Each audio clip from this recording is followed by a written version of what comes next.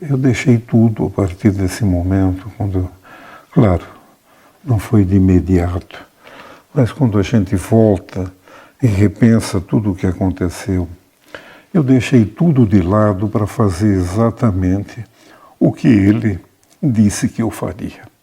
Não era preciso que eu fizesse perguntas. Com ele do meu lado, certo?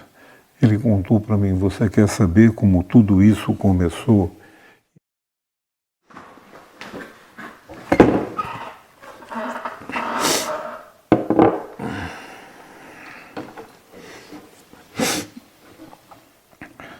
A foto que os senhores estão vendo foi a primeira foto, a foto da minha primeira visita. Aqui aparece a Dona Maria Isabel, esposa do seu Zélio, senhor Zélio de Moraes. Vejam vocês mesmo, a semelhança física é extraordinária. Eu diria que na época seria um Chico Xavier com pelo menos 20 anos mais velho, compreende? Mas é muito... A semelhança física é muito grande, compreende? Eu apareço atrás do casal, tá vendo, gente? Eu procurei descrever a sala, não nada de luxo, até muito singelo. E aí ficou esclarecido. O genro do seu Zélio, marido de Dona Zilmeia de Moraes, era gerente do Banco do Brasil na época. É por isso que ele tinha telefone em casa. Esse conforto não era para qualquer pessoa, certo? E também essa era a razão deles morarem num 10º andar de um edifício de apartamentos, compreende? Olha, esse foi o contato com Zélio de Moraes, mudou completamente a minha vida. Quando uma menina veio, me pegou pela mão e disse: aquele preto velho quer falar consigo. Eu olhava e não via preto velho nenhum, eu via a preta velha, não houve, certo? Eu via a preta, a senhora que era dona, compreende? E a menina afirmava estar incorporada com um preto velho. Levado pela mão da menina, eu fui conversar com essa senhora. Quando eu cheguei, a entidade que estava incorporada nessa senhora, certo? Olhou para mim, sorriu, apontou o dedo para mim e disse: meu cavalo vai cufar.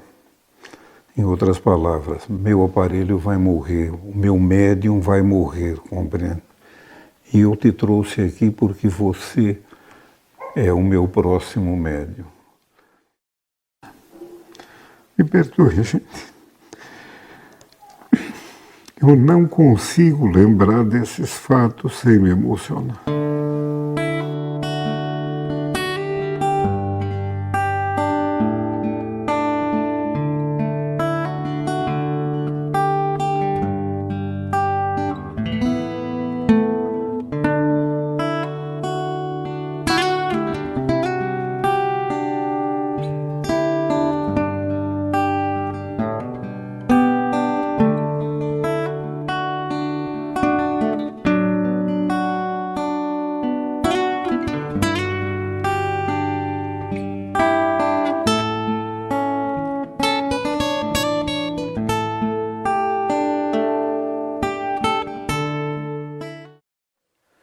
O que é Umbanda para o pai Ronaldo Linhares?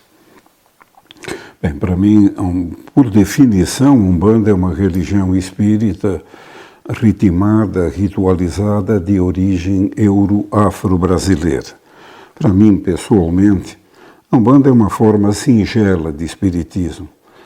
Não difere em nada do kardexismo, certo? No que diz respeito ao fenômeno da incorporação, mas é, por excelência, uma forma de espiritismo voltada ao nosso povo na sua época. Veja bem, a primeira tenda de Umbanda, a referência mais antiga que nós temos, data de 1908. Então é claro que o nosso povo ainda era um povo bastante simples, bastante singelo. E a figura a presença do terreiro de Umbanda nada mais era do que uma evocação, certo, de tempos anteriores, principalmente do período da colonização brasileira.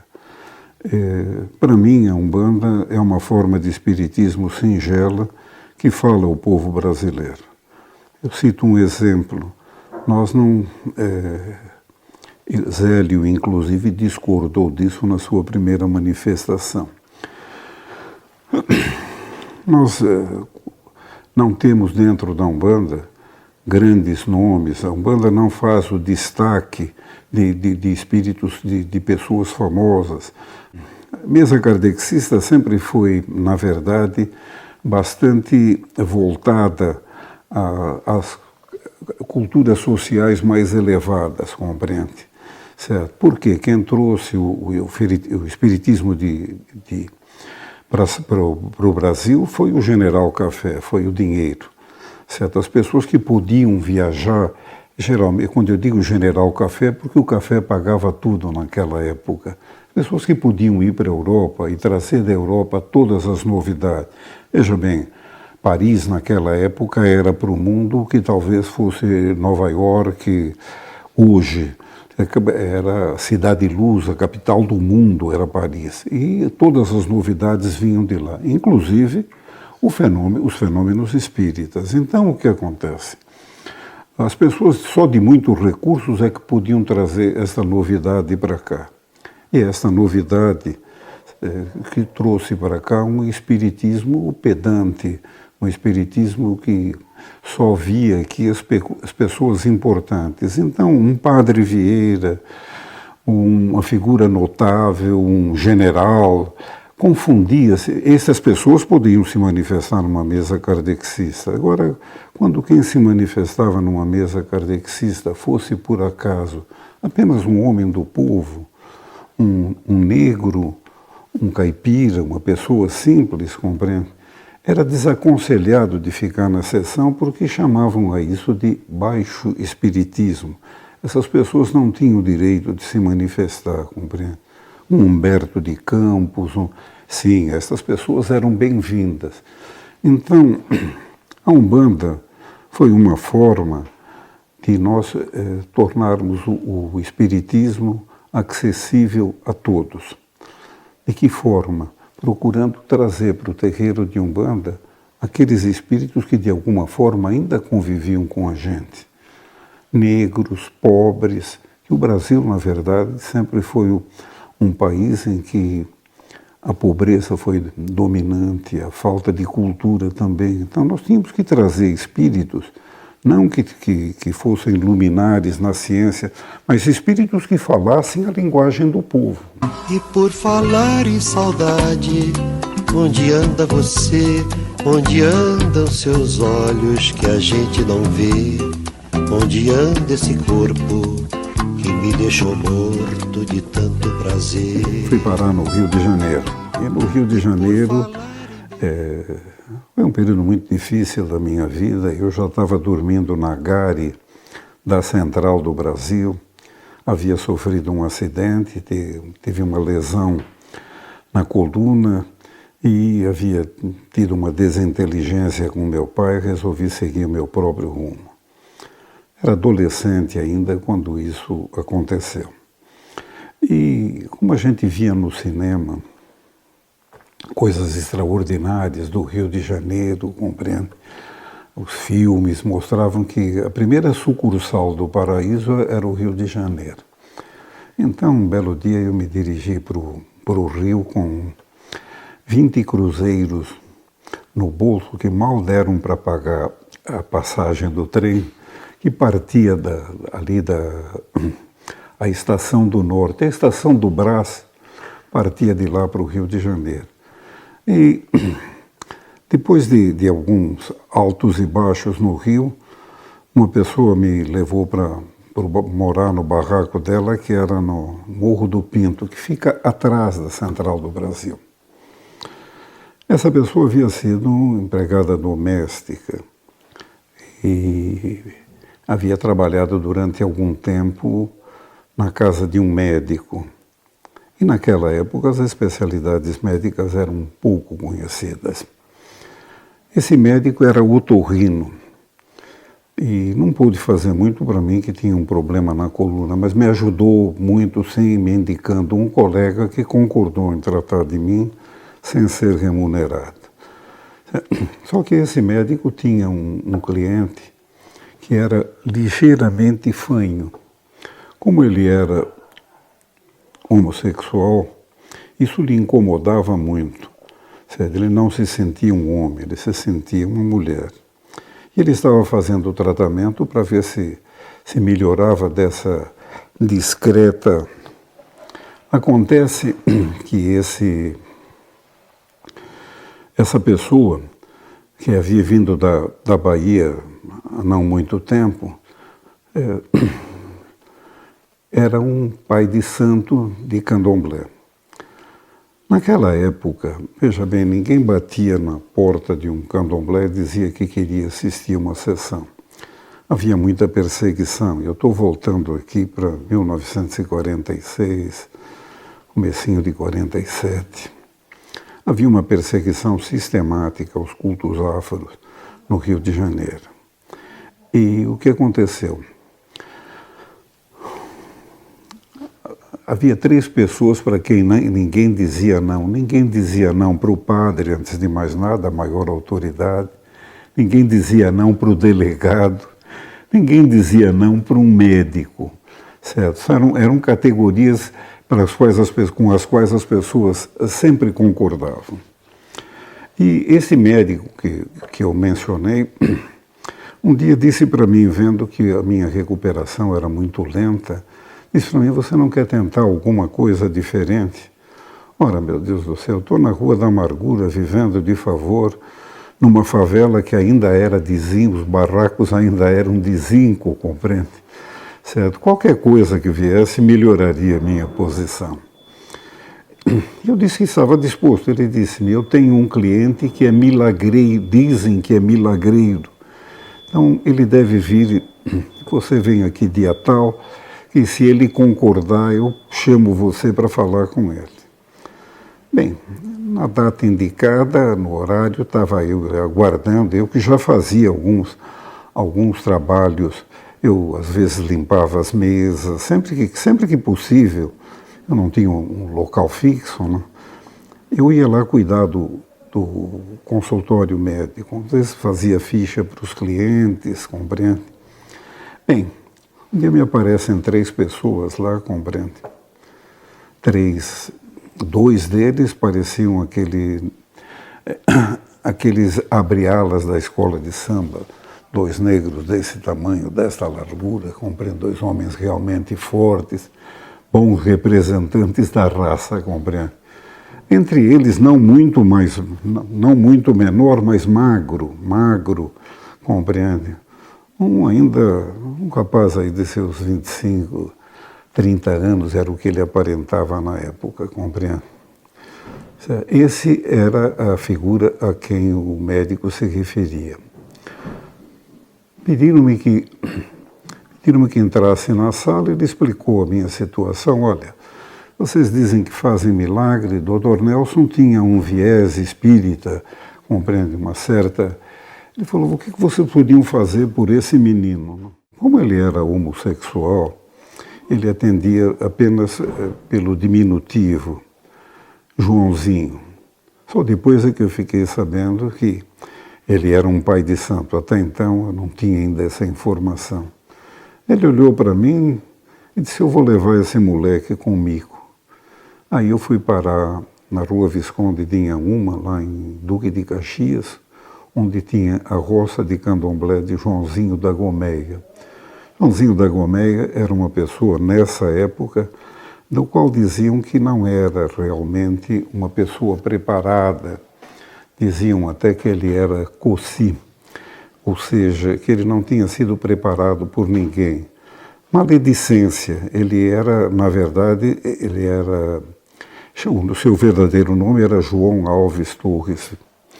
Ele era filho de Jubiabá, que inclusive foi um dos personagens de Jorge Amado.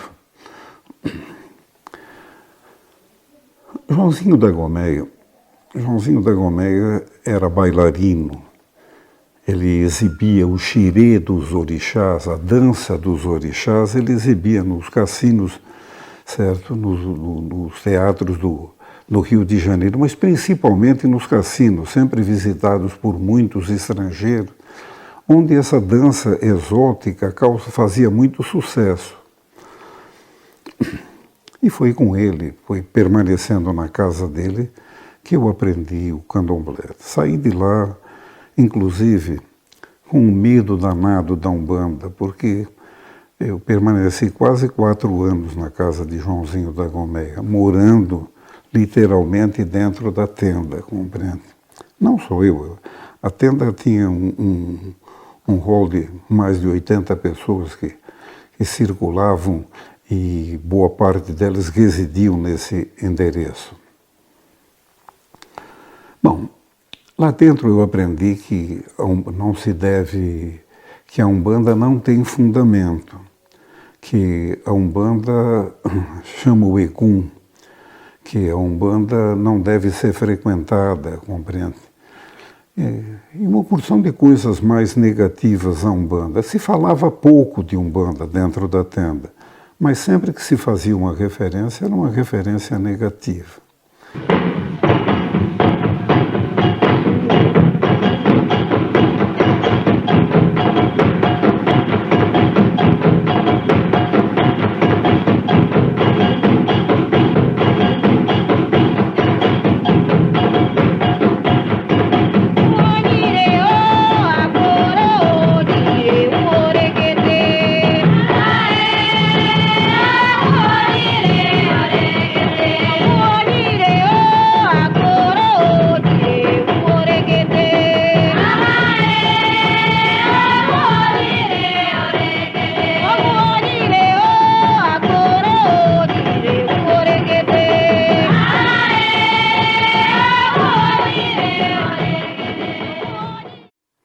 Eu, nessa altura, já estava morando em São Paulo, quando eu voltei para São Paulo.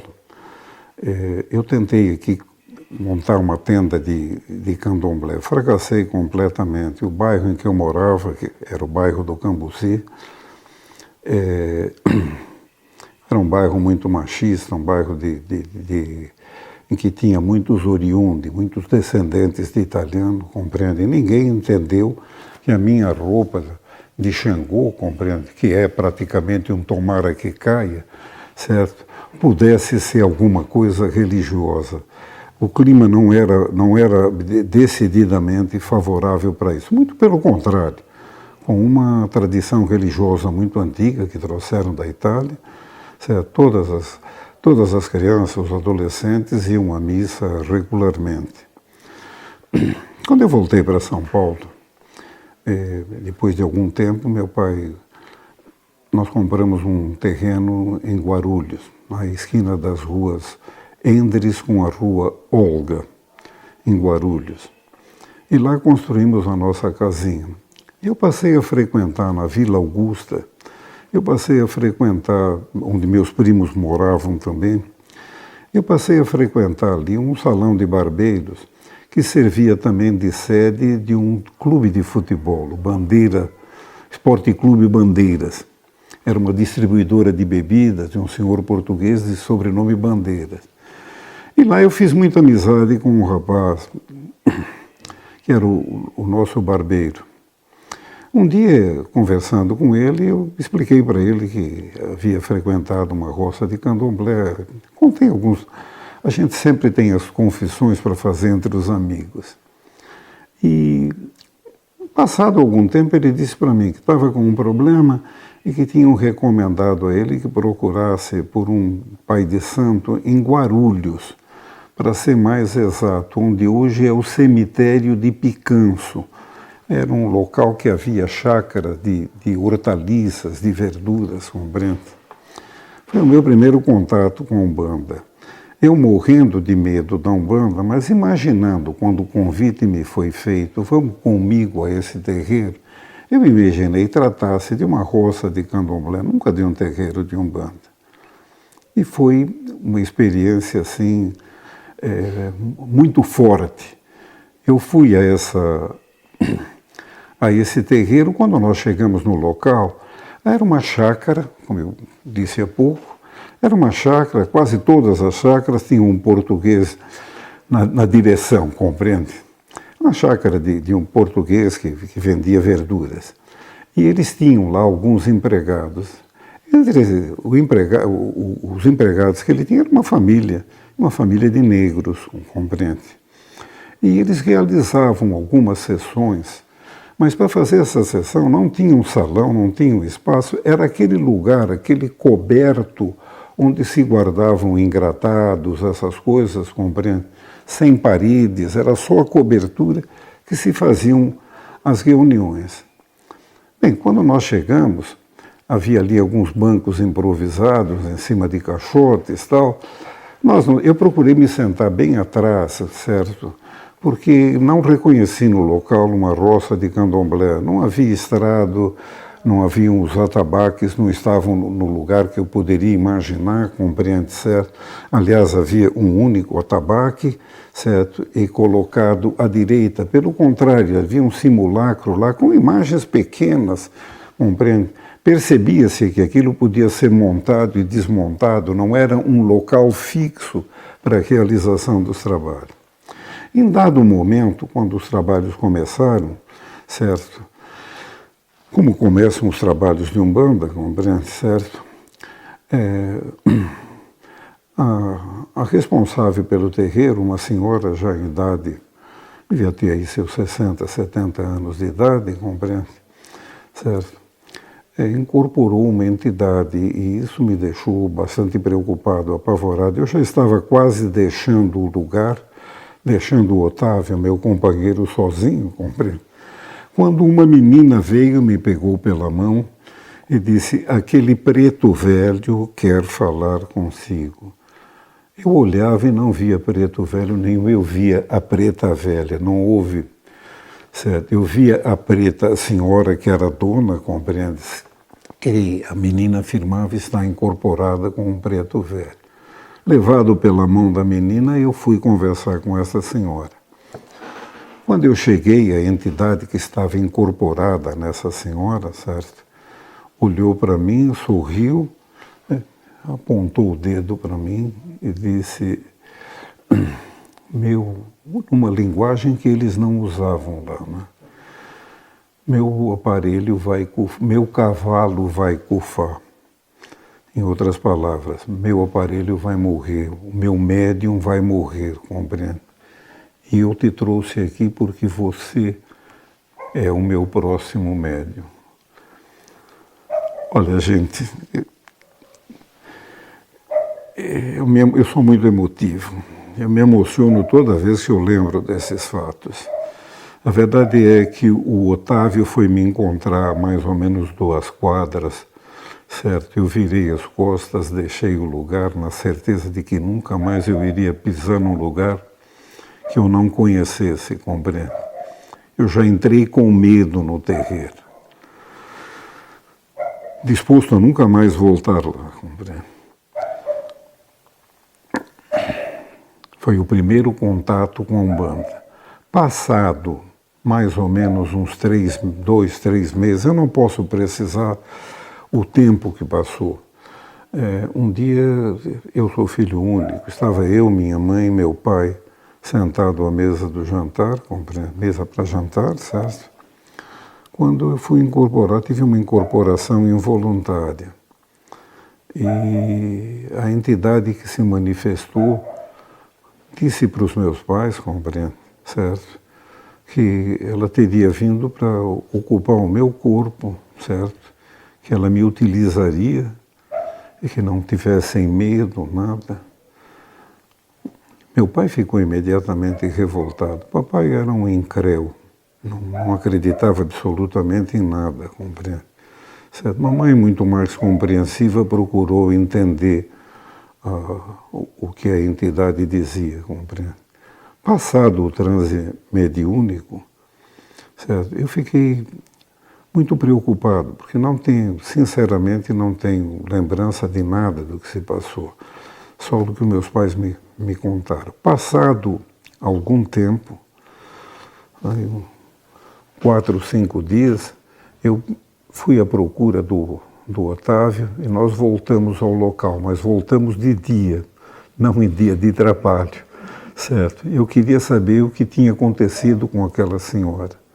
Aí fui à procura do local, do chacareiro, e ele me disse que uma porção de impropérios, compreende? Disse que a velha morreu, certo? E eu mandei aqueles vagabundos todos fora daqui.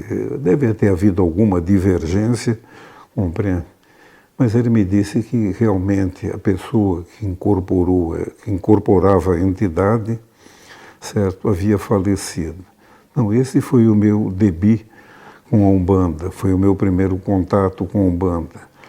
Ter conversado com uma entidade que disse que voltaria, que o seu cavalo iria falecer muito cedo e que eu seria o seu próximo médico.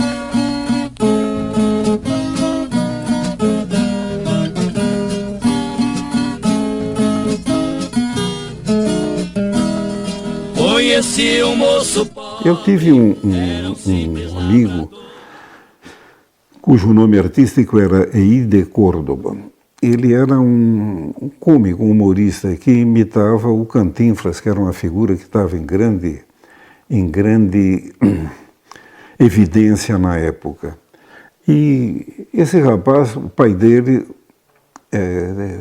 dava consultas, receitava medicação homeopática, compreende? Tinha uma espécie de consultório de homeopatia e um terreiro de Umbanda. Então, frequentei algumas vezes o terreiro do pai dele, compreende?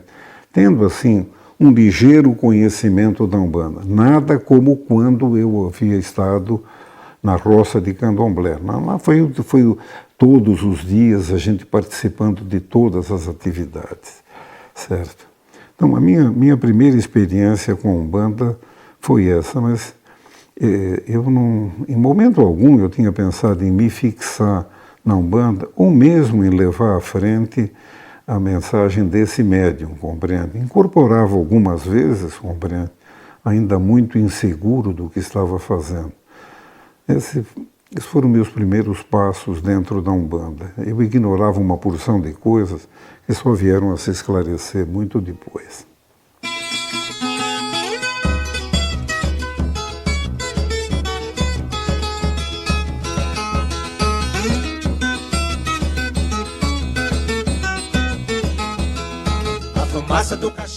Nós havíamos organizado a frequência que nós tivemos aqui dentro do santuário. O santuário ainda era a Pedreira Montanhão. Nossa frequência, como eu sou filho de Xangô, eu precisava de um lugar onde houvesse pedras, certo? Para entregar os meus amalás de Xangô e tudo mais. E quando nós começamos a frequentar aqui, às vezes acontecia, veja bem, cada 2 meses, cada mês e meio, nós encontrávamos, às vezes, a última vez que nós estivemos aqui, estão lembrados? Aquele grupo estava aqui, certo? Nós, eu e um grupo muito pequeno, 10, 12 pessoas no máximo, compreende? Nós percutíamos os nossos atabaques com varas, eles percutiam com as mãos. Nós usávamos as roupas do candomblé, eles usavam roupa branca, compreende? E a gente percebia que havia uma certa animosidade no ar, eles nos olhavam assim de uma forma estranha, compreende?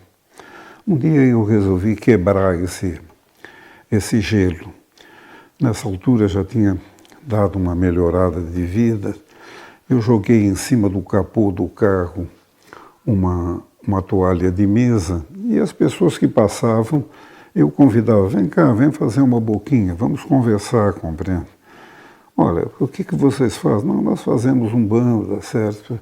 Nós fazemos candomblé, compreende? Vocês podiam me dar uma explicação? Por que dentro da Umbanda nós temos um altar católico, uma prática espírita e um ritual que é meio africano, meio indígena? Alguém pode me explicar o porquê disso? Nenhuma resposta. Há quanto tempo você está na Umbanda? há 10 anos, 15 anos, 2 anos, na maior parte das vezes 1, 2 anos era certo.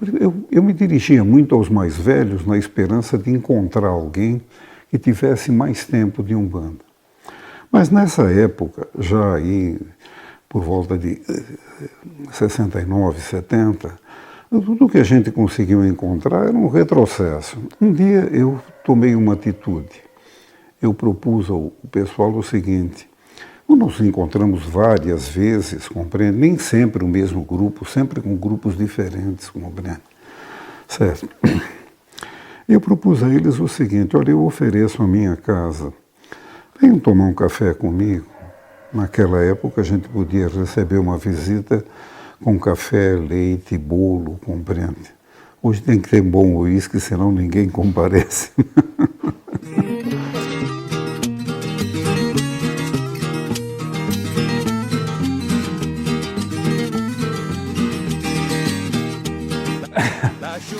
Eu convidei o pessoal, ofereci a minha casa e disse para eles o seguinte, que se eles não queriam, que a gente ia se encontrar, eu não iria tocar tabaques, não ia colocar roupa de santo, eles não precisavam vir de branco, nós iríamos conversar. Eles me perguntariam o que quisessem saber, certo? Principalmente do candomblé de Angola, que era a minha casa de origem, certo? E eu explicaria, eu gostaria que eles me ensinassem um pouco mais sobre Umbanda, compreende? Como eu aprendi que Umbanda não tem fundamento, a pergunta era: de onde veio a Umbanda? Qual é a tenda mais antiga? E comigo eu tinha, se eu encontrasse quem fez o primeiro, ele ia ter que explicar o porquê disso tudo, compreende? Então, a briga era por causa disso. Ao cabo de algumas reuniões em casa, eu me lembro que foi o seu Oswaldo, Dona Jandira, que tinha um terreiro aqui na rua Guapeí, em Santo André. Então, na próxima reunião será no meu terreiro. Então, nos deslocamos da minha casa para o terreiro, certo? O clima sempre um clima assim de festinha, sempre tinha alguma coisa mais, compreende? Quando terminou a reunião desse dia, nós passamos já para fazer o outro encontro, seria no terreiro de Dona Natália, Mamãe Oxum e Abaluayê, em São Caetano. Assim nós começamos a nos tornar num grupo itinerante, e cada visita acrescentava alguém mais, o grupo foi crescendo. Um dia, uma das pessoas que começaram a frequentar o terreiro, que tomou inclusive o conhecimento, nessa época eu havia feito uma proposta a Dom Benedito de Carvalho. Eu fazia radiojornalismo na rádio, porque eu me fiquei tanto tempo em tratamento por causa da coluna que eu acabei aprendendo técnica radiológica, posteriormente me formei nessa área. E como eu acabei acumulando vários empregos em raio-x, a lei só permite que você trabalhe 4 horas. Mas eu queria sair, eu queria melhorar de vida, compreende? Acabei me excedendo e acabei com uma leucopenia, não podia exercer tanta atividade assim. Então, para compensar o magro orçamento que a gente tinha, eu fui trabalhar como locutor na Rádio Cacique de São Caetano do Sul. Fiz um acordo. A Rádio Cacique era de propriedade da Igreja Católica Apostólica Brasileira. Mas eles acabaram me concedendo, fizemos um acordo. Eu faria a programação de radiojornalismo, a programação do meio-dia da rádio, e eles me dariam, e faria a programação noturna, do sábado, a programação noturna da rádio, desde que eles me dessem uma janela, me dessem um espaço onde eu pudesse colocar uma programação umbandista. E assim foi o que aconteceu, acabei levando ao ar o programa. Aí, então, com o programa na mão, eu comecei a avisar no programa quando nós tínhamos as nossas reuniões. Assim, pessoas que não eram vinculadas ao terreiro, mas tinham interesse, se aproximaram. Um dia, uma dessas pessoas disse para mim: escuta, está na hora de nós darmos um nome para isto. O nome para as reuniões que nós fazíamos, né? Vamos chamar a isso de Núcleo de Estudos da Doutrina Umbandista. O nome foi colocado à disposição do pessoal e todos aprovaram, compreende? Foi uma coisa muito boa que aconteceu. Certo? Eu não sabia quem tinha dado a sugestão. Eu fiquei surpreso quando ele se identificou. Seu nome é Laurindo Diana, é vivo até hoje, graças ao bom Deus, compreende? Seu nome é Laurindo Diana, ele era professor de metalurgia da Universidade Mackenzie. Certo? Uma coisa que surpreendeu a todos nós. A Umbanda, naquela época, ainda era religião de pobre e de preto. Era como se tratava pejorativamente a Umbanda, compreende, certo? De repente, nós temos um professor da Universidade Mackenzie fazendo parte do nosso grupo. Ele foi uma pessoa muito especial, muito importante, porque nos ajudou nesse momento, compreende, a organizar. Bem, esse grupo logo evoluiu para a maior dificuldade de todos nós, mediunidade. O fenômeno da incorporação e o desenvolvimento mediúnico. Havia muita tolice. Para você poder tocar um terreiro de Umbanda, você tem que fazer cabeça, mas cabeça só se faz no candomblé. Essas expressões, compreende?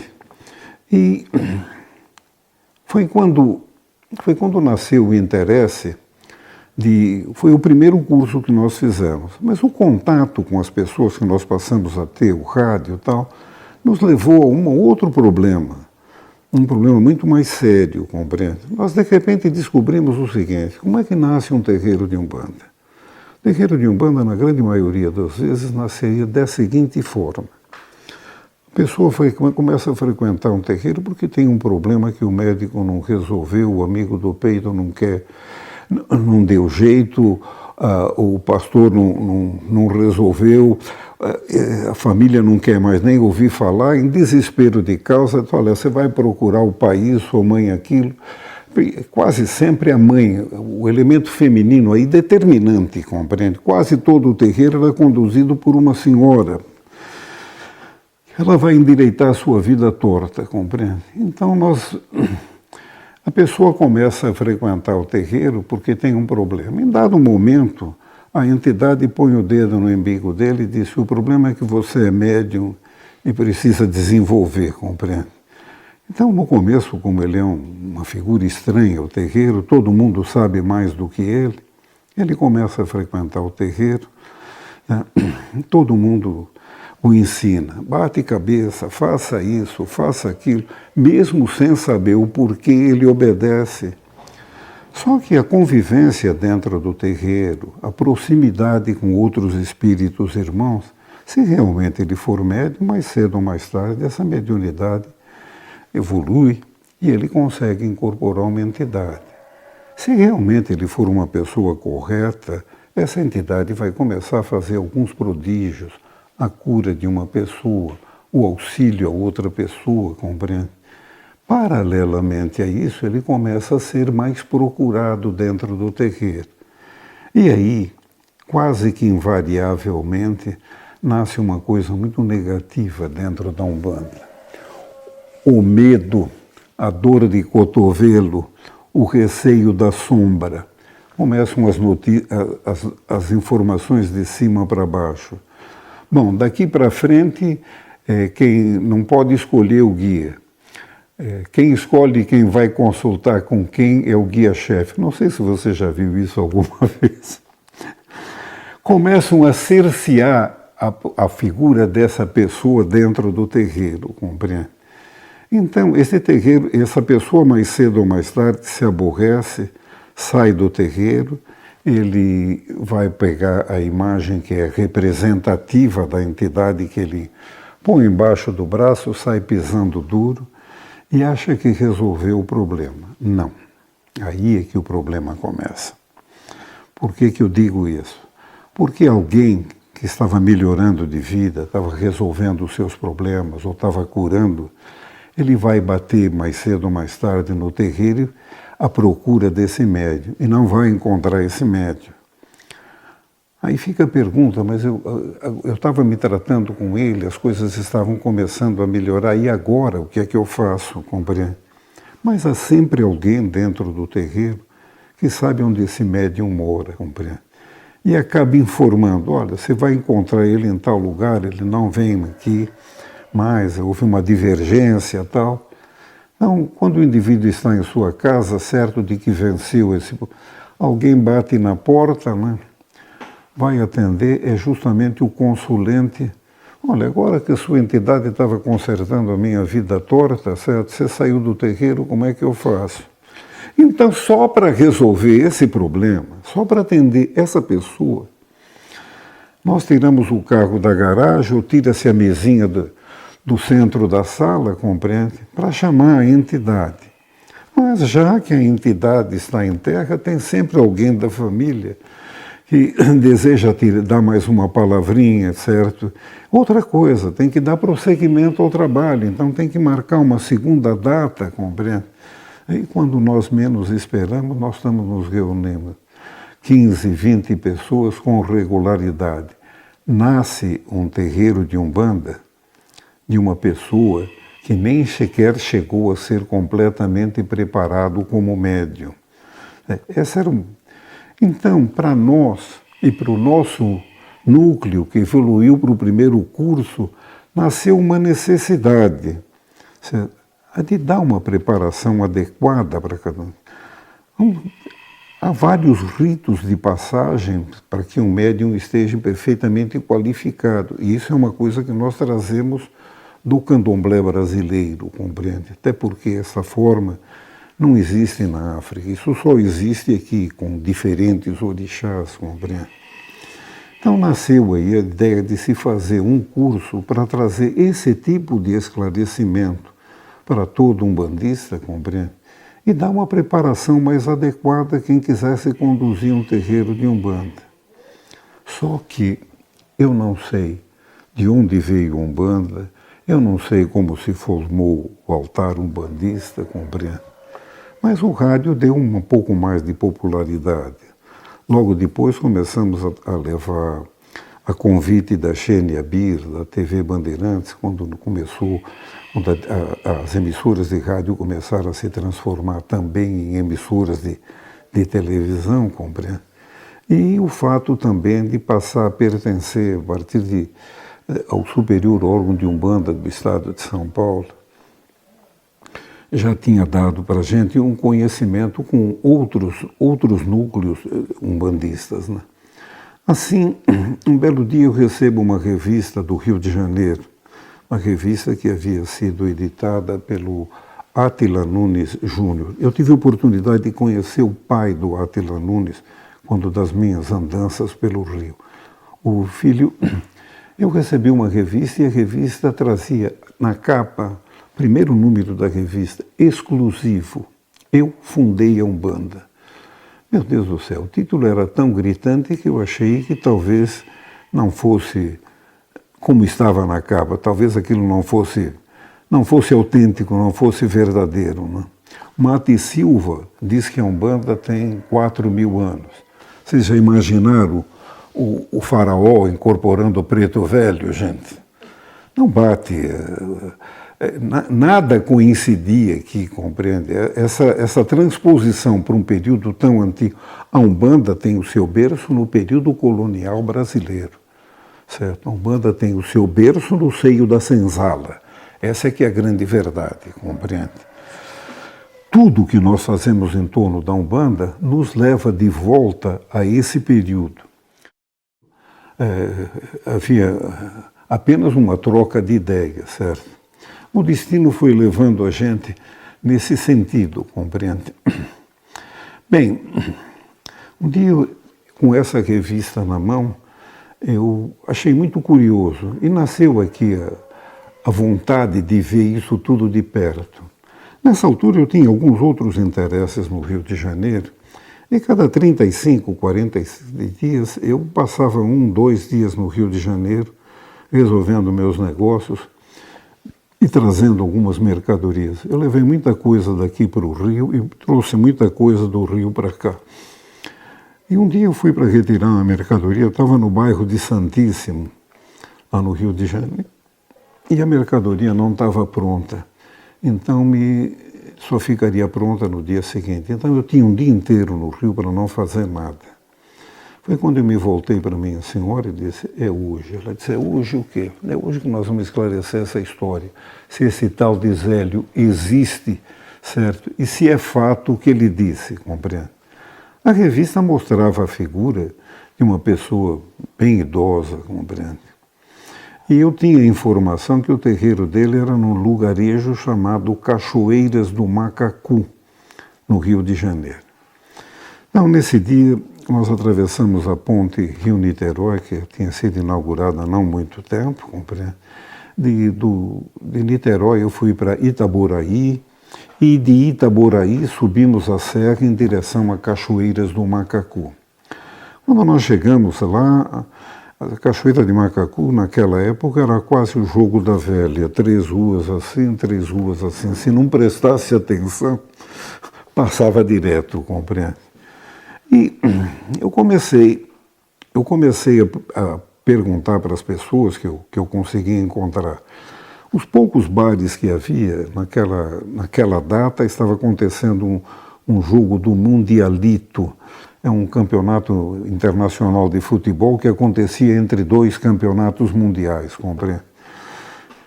E o carioca dificilmente me dava resposta. Estava todo mundo com os olhos presos na telinha, o televisor ainda ficava no alto, compreende? Certo? Pergunta daqui, pergunta dali, pouca gente, ninguém me dava uma informação. Até que eu acabei encontrando, no meio de um quarteirão, num lugarzinho que estava escrito Fábrica de Pães, compreende? Que era mais ou menos do tamanho da metade da minha sala, certo? Um balcão de madeira rústica, ao lado do balcão havia uns 5 sacos de farinha, certo? Em cima dos 5 sacos tinha uma pessoa sentada e atrás do balcão o dono do estabelecimento. Me dirigi a ele perguntando se ele sabia, se ele conhecia essa pessoa de nome Zélio de Moraes, compreende? Veja bem, antes disso, eu tinha me valido de outros expedientes. Primeiro, quando você procura um velho, você vai aonde? Na igreja ou na farmácia? Ou ele está virando as contas do rosário, encomendando a passagem para o outro lado? Ora, não tem velho que não precise de remédio, gente. Certo? Na farmácia local tinha um garoto de 14, 15 anos, quando eu perguntei pelo farmacêutico, ele disse que ele foi para Niterói comprar remédio. Certo? Na igreja, o padre sabia quem era seu Zélio, até porque a família fazia parte da igreja, compreende, certo? Mas talvez desconfiando dos meus objetivos, compreende, certo? Me disse que não conhecia.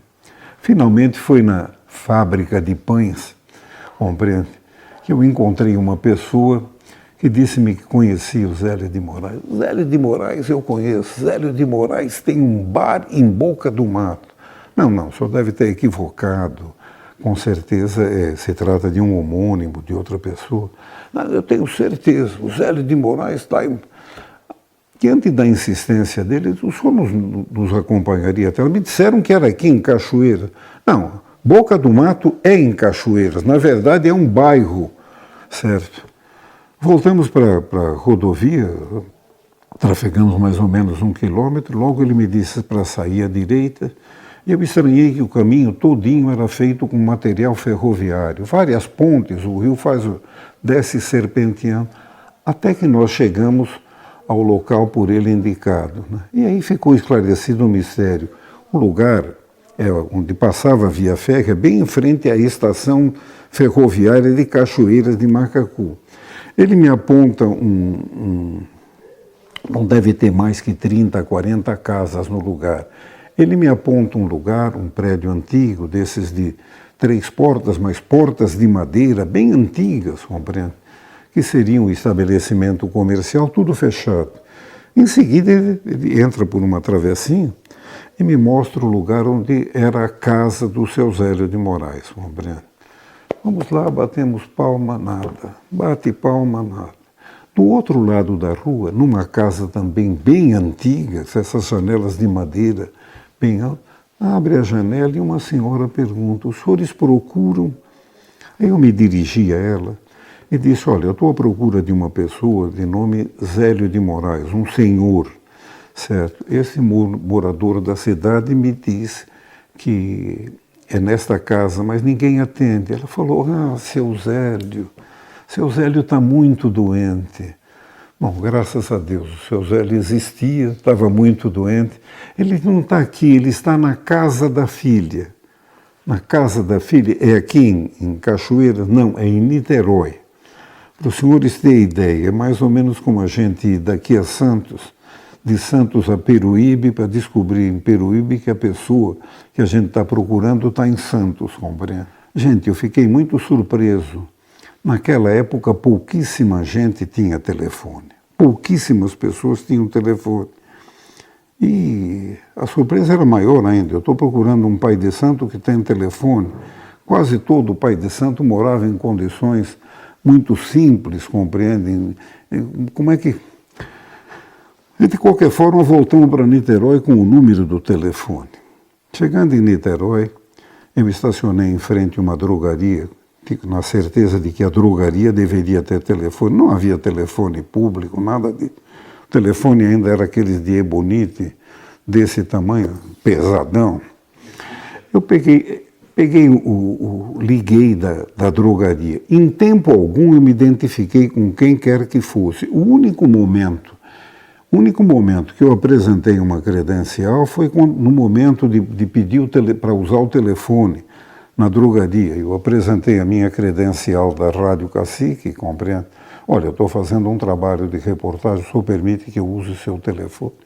Na certeza de que não haveria negativa, certo? Mesmo assim, ninguém pegou a credencial para conferir nome, então o que aconteceu, gente? Eu liguei da drogaria, certo? Quando atenderam do outro lado, primeiro uma voz de criança, logo depois uma senhora, eu disse, olha, eu venho de São Paulo, eu gostaria de entrevistar uma pessoa de nome Zélio de Moraes. Estive em Cachoeiras do Macacu, onde me afirmaram que ele residia, e lá uma vizinha me deu este número de telefone. A pergunta que eu faço é se essa pessoa se encontra presente e se essa pessoa pode me receber, uma vez que me disseram que ele estava muito doente, compreende? A senhora com quem eu falava não tampou o bocal do telefone. Então eu ouvi claramente quando ela disse, papai, tem uma pessoa de São Paulo que quer entrevistar. O senhor pode receber? E eu ouvi com toda a clareza, com todas as letras, compreende? É o Ronaldo, minha filha. É o homem que vai tornar conhecido o meu trabalho. Diga que eu estava esperando por ele. Gente, eu não queria acreditar no que eu estava ouvindo. Ele não podia saber quem eu era. Meu nome não era popular naquela época. Ainda não havia os Ronaldinhos, os Ronaldões da vida que compreende. Era um nome muito... Ele disse o meu nome, disse que estava me esperando. E o que é mais importante, que eu iria tornar conhecido o trabalho dele.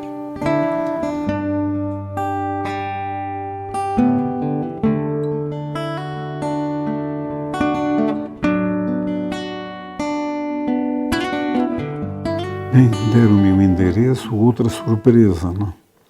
Avenida Almirante Ari Parreiras, 10º andar. Meu Deus do céu, eu estou procurando um pai de santo que tem telefone, está no 10º andar, compreende? Peguei meu carro, parei o primeiro táxi que passou, dei o endereço para o motorista, eu estava confuso, embora conhecesse bem Niterói. Bairro do Icaraí, você vai na frente que eu te acompanho com o meu carro. Quando nós chegamos no local, tomei o elevador. Assim que nós descemos, ainda errei a porta. Fui na porta, que seria a porta dos fundos do apartamento, é no mesmo corredor. A menina que havia atendido o primeiro telefone, uma mocinha. Ela, dona Zilmeia, já está esperando o senhor, né? Voltei para onde ela indicou. Dona Zilmeia já estava abrindo a porta. Aí ela disse para mim, assim que abriu a porta, seu Ronaldo? Falei, perfeitamente. Papai estava esperando pelo senhor. Apresentei rapidamente a minha senhora, Norminha, e nós entramos na sala. A sala era uma sala em L. Mas apesar de nós estarmos no 10º andar e da sala sem ele, era um apartamento muito modesto, não havia nenhum luxo, compreende? Certo. Havia um armário, logo depois do armário havia um aquário, certo? E para cá do aquário, um sofá bem baixinho, compreende? Onde se encontrava o seu Zélio de Moraes. A minha surpresa foi maior ainda, porque o seu Zélio de Moraes, a primeira vez que eu olhei para ele, eu fiquei impressionado. Ele lembrava muito, mas muito mesmo, compreende? O médium mais famoso do Brasil, o próprio Chico Xavier. Eu estava atônito, gente. Ele olhou para mim, sorriu, eu me dirigi para ele, e como a gente aprende a ter um respeito muito grande pelas pessoas idosas no candomblé, eu fui lhe pedir a bênção. Não fez o dubalê como faria com o babalaú de candomblé, mas já havia aprendido essas práticas umbandistas, compreende? Para isso eu precisei tocar o joelho esquerdo no chão para poder me abaixar, compreende? Peguei a mão direita dele, beijei, levei a minha testa, e as tuas mãos abençoadas me tragam o esclarecimento, compreende? Ele olhou para mim, sorriu, pôs a mão esquerda na minha cabeça enquanto eu ainda estava literalmente ajoelhado. Disse para mim: eu sei por que é que você veio.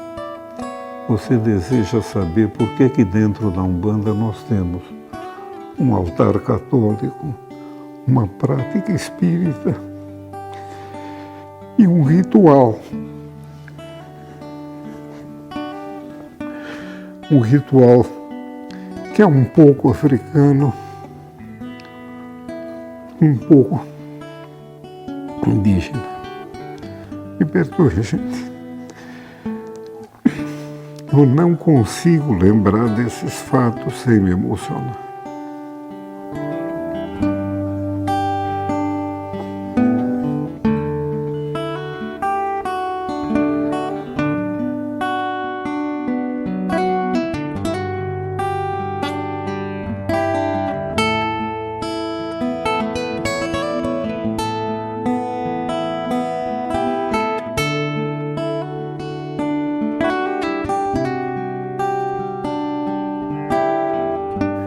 Eu tinha uma série de atividades, inclusive economicamente eu estava progredindo, compreende?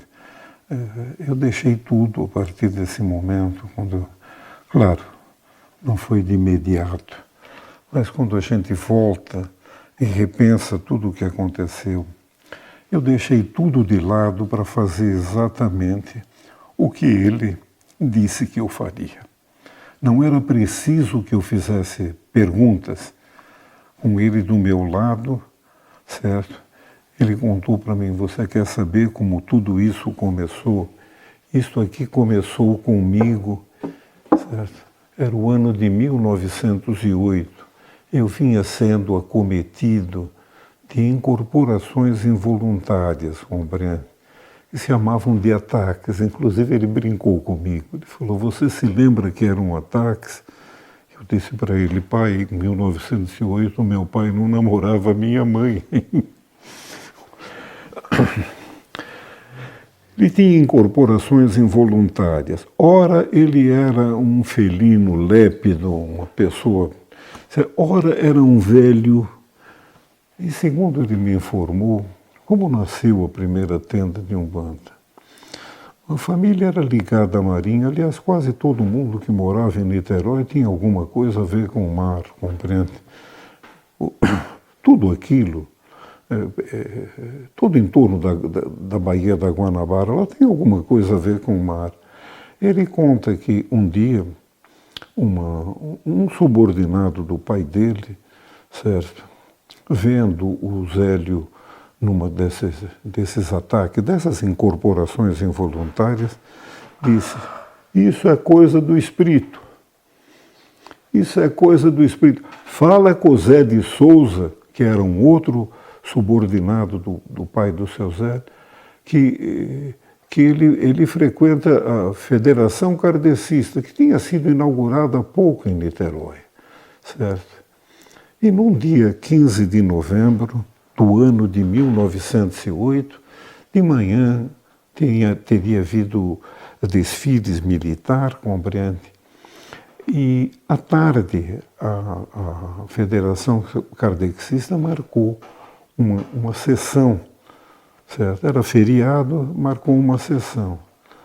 Zélio de Moraes foi conduzido pelo pai dele a essa sessão porque queria esclarecer o que estava acontecendo com o filho, compreende? E quando lá chegou, certo,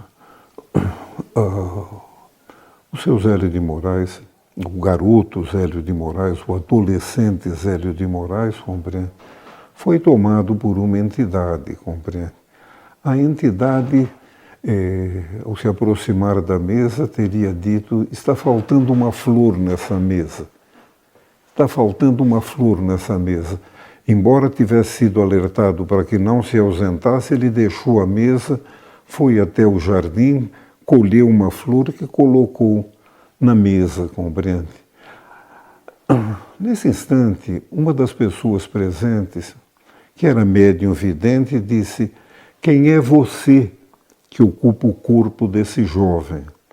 E a entidade respondeu: eu sou apenas um caboclo brasileiro. Um caboclo, eu vejo em você restos de trajes clericais. E a entidade lhe disse: fui frade, meu nome era Gabriel Malagrida, e fui eu quem previu o terremoto em Lisboa de 1755. Mas na minha última existência física, Deus me deu o privilégio de nascer como um caboclo brasileiro. Um caboclo, e aqui venho para trazer a Umbanda, uma religião que haverá de perdurar até o final do século, e harmonizar as famílias brasileiras, porque graves acontecimentos estão por vir. Quais acontecimentos? As mulheres perdem a honra e a vergonha. Os homens se tornarão afeminados. E o vil metal será capaz de cobrar o caráter das pessoas. Uma vaga de sangue vai varrer a Europa.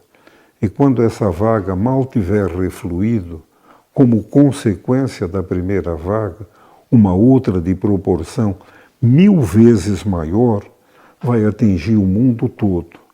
E o homem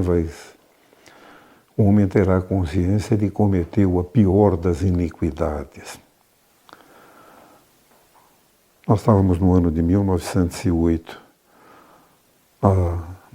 O caráter que as pessoas tinham naquela época, os valores eram totalmente diferentes dos dias de hoje. A alteração no campo material, moral da humanidade, os senhores estão assistindo. O vil metal será capaz de comprar o caráter de uma pessoa. Não é preciso que eu cite exemplos, vocês estão vendo o que nós estamos vivendo. Mas o mais importante, uma vaga de sangue vai varrer a Europa. Nós estávamos no dia 15 de novembro de 1908. Zélio de Moraes previu, em 1908, a Primeira Guerra Mundial. A vaga de sangue que varreu a Europa. Disse mais que, como consequência dessa, uma outra de proporção 1000 vezes maior iria atingir o mundo todo. A Segunda Guerra Mundial envolveu a Europa, a América, a África, literalmente envolveu o mundo todo. A Segunda Guerra Mundial.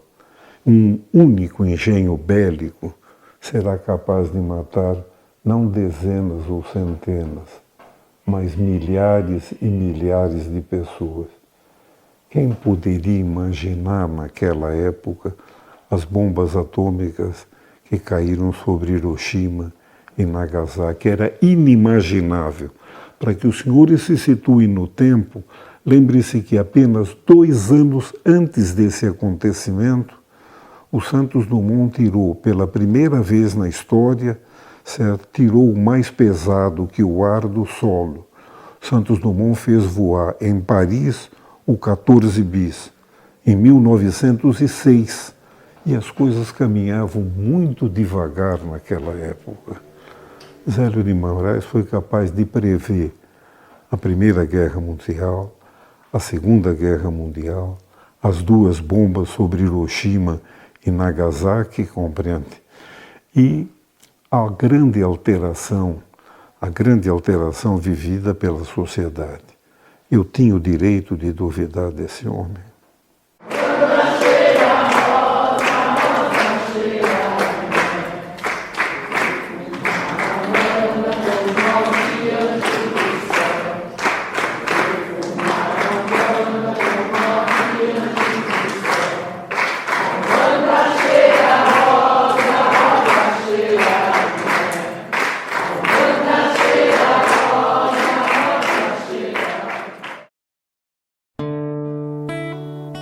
É por isso, gente, por causa de uma entidade que se identificou comigo lá no passado e que, graças a Deus, está comigo até hoje, compreende? E é pelo fato de ter encontrado alguém como Zélio de Moraes, compreende? E nós fazemos tudo o que nós fazemos. O Santuário da Umbanda, a divulgação desse conhecimento, mais recentemente a Carta Magna, que foi preparada por outros irmãos. Nós faburilamos a Carta Magna com a ajuda de todas as organizações federativas mais importantes do estado de São Paulo. Gente, eu já passei dos 80 anos. Daqui para frente eu tenho muito mais retrovisor do que para-brisa, gente. Mas essa é a mensagem que eu deixo para vocês, gente. A Umbanda é paz e amor. Seguindo os conhecimentos de Zélio de Moraes, nós conseguimos estabelecer o porquê de determinados ritos, como as coisas aconteceram, compreende? E é isso que nós procuramos plantar no coração de quem tem a espiritualidade como princípio de vida.